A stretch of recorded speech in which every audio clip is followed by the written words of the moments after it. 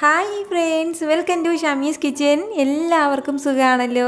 പ്രത്യേകിച്ച് എന്തെങ്കിലും വിശേഷ ദിവസങ്ങളുണ്ടെങ്കിലോ അല്ലാന്നുണ്ടെങ്കിൽ വിശേഷിച്ച് ആരെങ്കിലും വീട്ടിലൊക്കെ വരുന്നുണ്ടെങ്കിലോ അവരുടെയൊക്കെ മനം മയക്കുന്ന രീതിയിൽ എന്തെങ്കിലും നല്ലൊരു സ്വീറ്റ് നമുക്ക് തയ്യാറാക്കി കൊടുക്കണം എന്നുണ്ടെങ്കിൽ ഇതുപോലൊരു ലഡു നമ്മൾ തയ്യാറാക്കി കൊടുത്താൽ മാത്രം മതിയാവും. സൂപ്പറായിട്ട് ഇഷ്ടമാവും. അപ്പോൾ ഇതിൻ്റെ ഡീറ്റെയിൽസ് ഒന്നും മിസ്സാകാതിരിക്കാൻ വേണ്ടി എല്ലാവരും ഒന്ന് സ്കിപ്പ് ചെയ്യാതെ കണ്ടേക്കണം. കൂടെ തന്നെ നമ്മുടെ ഈ ഷമീസ് കിച്ചൻ ചാനൽ ഇതുവരെയും സബ്സ്ക്രൈബ് ചെയ്യാത്തവരാണെന്നുണ്ടെങ്കിൽ പ്ലീസ് ഒന്ന് സബ്സ്ക്രൈബ് ചെയ്തേക്കണേ. ആ തൊട്ടടുത്ത് കാണുന്ന ബെല്ലൈക്കനിൽ ഓൾ കൂടി ഒന്ന് മറക്കാതെ പ്രസ് ചെയ്തേക്കണം. എന്നാൽ ശരി, നമുക്ക് വേഗം വീഡിയോയിലേക്ക് പോകാം. വളരെ കുറച്ച് ചേരുവകളാണ് നമുക്കിതിനായിട്ട് ആവശ്യമായിട്ടുള്ളത്. ഫസ്റ്റ് നമുക്ക് വേണ്ടത് കടലമാവാണ്. കടലപ്പൊടിയിലാണ് നമ്മളിത് തയ്യാറാക്കിയെടുക്കുന്നത്. 2 കപ്പോളം കടലപ്പൊടിയാണ് നമുക്കിതിലേക്ക് ആവശ്യമായിട്ടുള്ളത്. അപ്പോൾ നമുക്ക് ചെറിയ ചൂടായിട്ടുള്ള കടായിലേക്ക് ഇതൊന്ന് ചേർത്ത് കൊടുക്കാം. കടലമാവ് എടുക്കുമ്പോഴത്തേക്കും നമ്മൾ പ്രത്യേകം ശ്രദ്ധിക്കേണ്ട കാര്യം നന്നായിട്ടൊന്ന് അരിച്ചെടുത്തിട്ട് വേണം ഇതിലേക്ക് ചേർക്കാനായിട്ട്. അല്ലാന്നുണ്ടെങ്കിൽ ഇതെങ്ങനെ ഇരുന്നാലും കുറച്ച് ചെറുതായിട്ട് ഇങ്ങനെ ചെറിയ ചെറിയ ബോൾസ് ആയിട്ട് ഇങ്ങനെ കട്ടയുണ്ടാകും. അപ്പോൾ അതൊക്കെ ഒന്ന് മാറി കിട്ടാനായിട്ട് നന്നായിട്ടൊന്ന് അരിച്ചിട്ട് വേണം നമ്മൾ ഇതുപോലെ ഒന്ന് അളന്നെടുക്കാനായിട്ട്. ഇനി നമുക്ക് വേണ്ട കാര്യം എന്താണെന്ന് വെച്ചാൽ ഫ്ലെയിം ഒന്ന് നന്നായിട്ടൊന്ന് മീഡിയത്തിൽ നിന്നും ഒരല്പം കൂടി ഒന്ന് കുറച്ച് വെച്ച് കൊടുത്തതിന് ശേഷം നല്ല രീതിയിൽ എല്ലാം കൂടി ഒന്ന് വറുത്തെടുക്കണം. ഒരുപാട് ഫ്ലെയിം കൂട്ടി വെക്കരുത്. ഫ്ലെയിം ഒന്ന് കുറച്ച് വെച്ച് കൊടുത്തിട്ട് വേണം ഇതെല്ലാം ഒന്ന് വറുത്തെടുക്കാനായിട്ട്. ഏകദേശം ഒരു 2 മിനിറ്റോളം ഈ ഒരു രീതിയിൽ തന്നെ നമ്മളൊന്ന് വറുത്ത് കൊടുക്കണം. അപ്പോഴും മാത്രമേ ഈ കടലപ്പൊടിയുടെ ആ ഒരു പച്ച ടേസ്റ്റ് മാറി കിട്ടുള്ളൂ. സാധാരണ നമ്മൾ റവ കൊണ്ടും അതുപോലെ തന്നെ ബൂന്തിയൊക്കെ തയ്യാറാക്കിയതിന് ശേഷവും ലഡുവൊക്കെ തയ്യാറാക്കി എടുക്കാറുണ്ട്. പക്ഷെ അതുപോലെ തന്നെ വളരെ രുചികരമായിട്ട് വളരെ ടേസ്റ്റി ആയിട്ട് നാവിലേക്ക് അലിഞ്ഞു പോകുമെന്ന് പറയില്ലേ, ആ ഒരു രീതിക്കാണ് നമ്മുടെ ഈ ലഡുവും കിട്ടുന്നത്. നമ്മൾ ഇതുപോലെ കടലപ്പൊടി കൊണ്ട് ലഡു തയ്യാറാക്കാൻ നിൽക്കുന്ന സമയത്ത് വേറെ മാവുകളൊന്നും ഇതിലേക്ക് ചേർക്കാൻ വേണ്ടി നിൽക്കരുത് കേട്ടോ. വേറെ മിക്സ് ചെയ്ത് വേറെ ഒന്നും തയ്യാറാക്കരുത്. ഇതുപോലെ തന്നെ പ്ലെയിനായിട്ട് കടലപ്പൊടി മാത്രം വെച്ച് തന്നെ നമ്മളൊന്ന് തയ്യാറാക്കി എടുക്കണം. നമ്മളിതിപ്പോൾ വറുക്കാൻ തുടങ്ങിയിട്ട് ഏകദേശം ഒരു 2 മിനിറ്റോളം ആയിട്ടുണ്ട്. അത്രയും സമയം കൊണ്ട് നമ്മുടെ ഈ മാവെല്ലാം നന്നായിട്ടൊന്ന് ചൂടായി തുടങ്ങിയിട്ടുണ്ട്. അപ്പോൾ ഇതുപോലൊന്ന് ചൂടായി തുടങ്ങുമ്പോഴത്തേക്കും പിന്നെ ഇനി നമുക്കിതിലേക്ക് വേണ്ട അടുത്ത കാര്യമാണ്, ഞാനിപ്പോൾ ഇതുപോലെ ഒരു 1/4 കപ്പിൽ നിന്നും ഒരല്പം കൂടുതലായിട്ട് നെയ്യ് എടുത്തിട്ടുണ്ട്. നന്നായിട്ട് ഉരുക്കിയെടുത്ത നെയ്യാണ്. അപ്പോൾ ഇത് 1/2 കപ്പിൻ്റെ മെഷർമെൻറ്റ് കപ്പിൽ 1/2 കപ്പാണിത്. പക്ഷേ അത് നിറയെ എടുത്തിട്ടില്ല. 1/4 കപ്പിൽ നിന്ന് ഒരല്പം കൂടി കൂടുതലാണ് എടുത്തിട്ടുള്ളത്. അതിൽ നിന്ന് ഒരല്പം നമുക്ക് ഈ ഒരു സമയം ഒഴിച്ചു കൊടുക്കാം. ബാക്കി പിന്നീട് ചേർക്കേണ്ടതായിട്ടുണ്ട്. നെയ്യിൽ തന്നെ നമ്മളത് പ്രത്യേകം ശ്രദ്ധിച്ച് തയ്യാറാക്കി എടുത്തേക്കണം. വേറെ എണ്ണയൊന്നും പറ്റില്ല നമുക്ക്. ഈ നെയ്യും ചേർത്ത് കൊടുത്തതിന് ശേഷം വീണ്ടും നന്നായിട്ട് നമ്മൾ വീണ്ടും ഒന്ന് വറുത്ത് കൊടുക്കണം. ഈ നെയ്യിൽ കിടന്നിട്ട് നമ്മുടെ ഈ കടലമാവെല്ലാം ഒരു പ്രത്യേക ടെക്സ്ചറിൽ വരും. ആ ഒരു സമയം വരെ നമ്മളൊന്ന് പ്രത്യേകിച്ചൊന്ന് വറുത്ത് കൊടുക്കണം. ഇതുപോലെ ഒരല്പസമയം കൂടി നെയ്യൊക്കെ ചേർത്ത് ഒന്ന് വറുത്ത് കൊടുത്ത് എല്ലാം നന്നായിട്ടൊന്ന് കോട്ടിങ് ആയി കഴിഞ്ഞാൽ പിന്നെ ഇനി നമുക്കിതിലേക്ക് വീണ്ടും ബാക്കിയുള്ള നെയ്യും കൂടി ഒന്ന് ചേർത്ത് കൊടുക്കാം.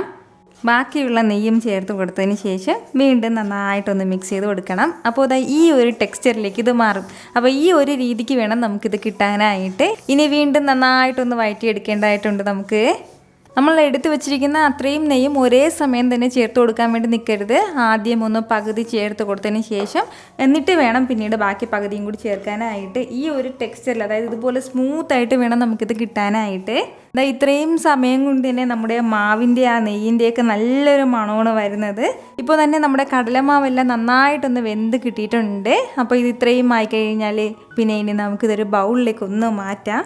ഞാനിപ്പോൾ ഇതെല്ലാം ഒരു ബൗളിലേക്ക് ഒന്ന് മാറ്റിയിട്ടുണ്ട്. അപ്പോൾ ബൗളിലേക്ക് ഒന്ന് മാറ്റി കഴിയുമ്പോഴത്തേക്കും ഇതുപോലെ ഇത്രയും സോഫ്റ്റായിട്ടായിരിക്കും ഉണ്ടാവുന്നത്.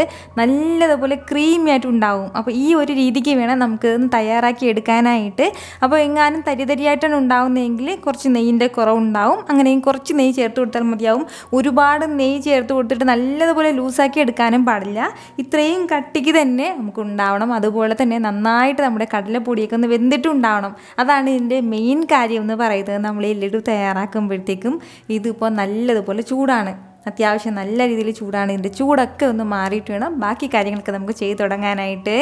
ഇതിപ്പോൾ നന്നായിട്ടൊന്ന് തണുത്ത് കിട്ടിയിട്ടുണ്ട്. വളരെ ലൈറ്റായിട്ടുള്ളൊരു ചൂട് മാത്രമേ ഉള്ളൂ. ഒട്ടും തന്നെ അങ്ങനെ നമ്മുടെ കയ്യിലേക്ക് എടുക്കുമ്പോൾ അത്രയ്ക്ക് അങ്ങനെ ചൂടൊന്നും തോന്നാത്ത രീതിയിൽ നന്നായിട്ട് തണുത്തിട്ടുണ്ടാവണം.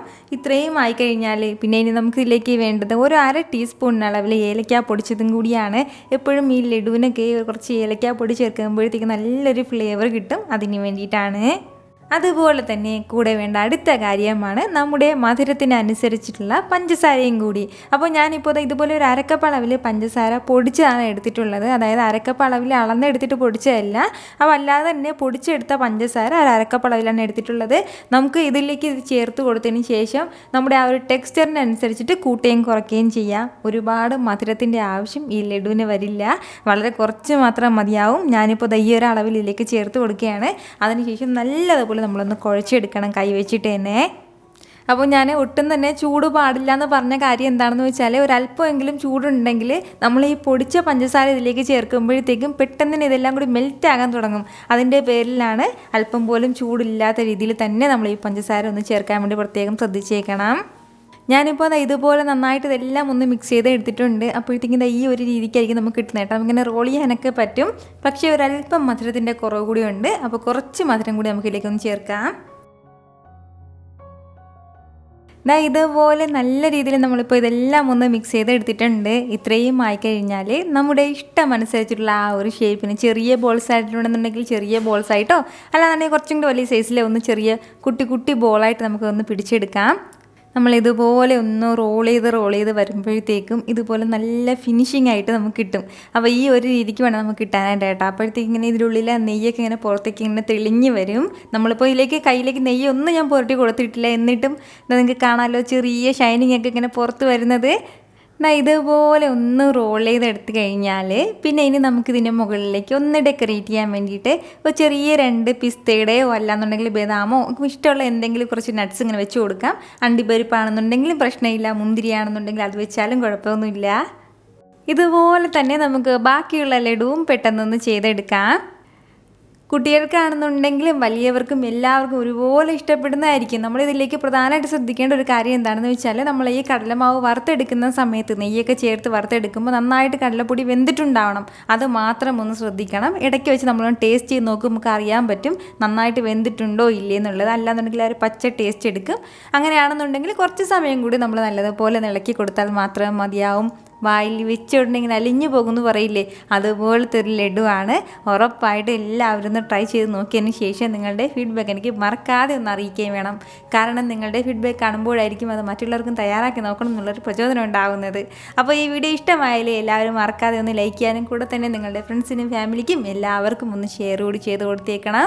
വീണ്ടും നാളെ 2 മണിക്ക് നല്ലൊരു ഉഷാറ് വീഡിയോ ആയിട്ട് ഞാൻ വരുന്നതായിരിക്കും. അതുവരേക്കും എല്ലാവരും ഹാപ്പി ആയിട്ടിരിക്കുക, സന്തോഷമായിട്ടിരിക്കുക, എല്ലാവരും safe ആയിട്ടിരിക്കണം. Take care, dear friends.